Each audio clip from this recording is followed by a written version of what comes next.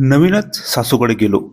सासू मध्यरात्री माझ्याजवळ आली आणि नंतर सासूला दूर करायचा प्रयत्न केला, पण सासू काही ऐकत नव्हती. नमस्कार मित्रांनो, स्वागत आहे तुमचं आमच्या चॅनलमध्ये. तुम्ही जर अजून आमचं चॅनल सबस्क्राईब केलं नसेल तर प्लीज चॅनलला सबस्क्राईब नक्की करा. लग्न झाल्यानंतर सासू एकटीच घरी होती आणि मला जेव्हा पहिल्यांदा सासूने बोलावलं होतं तेव्हाची घटना मी तुम्हाला या कथेत सांगणार आहे. मी नवीनच सासूकडे गेलो आणि नंतर रात्री जे काही घडलं, माझ्या बायकोला भाऊ बहीण कोणी नव्हतं. ती एकुलती एक होती. माझी बायको जेव्हा 10 वर्षाची होती तेव्हाच तिचे वडील गेले होते. नंतर तिची आई आणि ती दोघीच. माझ्या बायकोचं नाव प्रांजली. ती माझ्यापेक्षा खूप जास्त शिकलेली होती.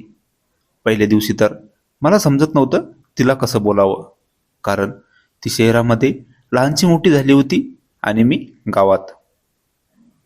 सर्व म्हणायचे की मला बायको खूपच रूपवान भेटली. लग्नाला 8 दिवस झाले होते. प्रांजली आता माझ्यासोबत खुश होती. मी तिला खुश ठेवायचा प्रयत्न करत होतो. तिला खुश बघून मला पण बरं वाटायचं. 10-15 दिवसांनी सासूचा फोन आला आणि मला सासूने बोलावले होते काही कामानिमित्त. सासूकडे थोडी जमीन होती.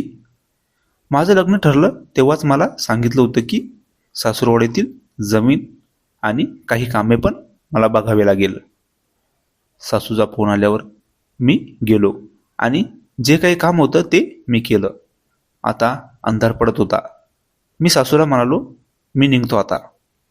सासू म्हणाली, जावई, खूप वेळ झाला आहे, तुम्ही आज मुक्कामी थांबा. सासूच्या खूप विनंतीनंतर मी मुक्कामी थांबलो. सासूने आणि मी सोबत जेवण केलं. माझं अंथरूण हॉलमध्ये टाकलं. मी लगेच जाऊन झोपलो.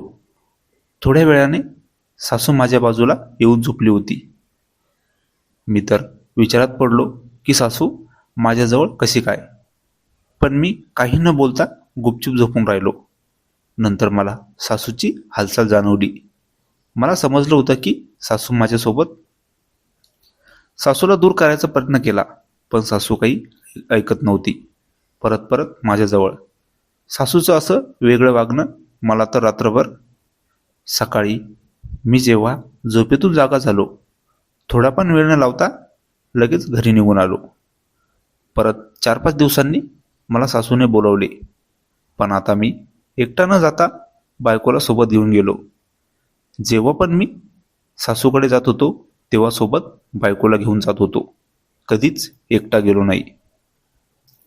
ही कथा पूर्णपणे काल्पनिक असून वास्तविक जीवनाशी काहीही संबंध नाही. ही कथा फक्त मनोरंजनासाठी आहे. मित्रांनो, कथा आवडल्यास चॅनलला सबस्क्राईब करा. धन्यवाद.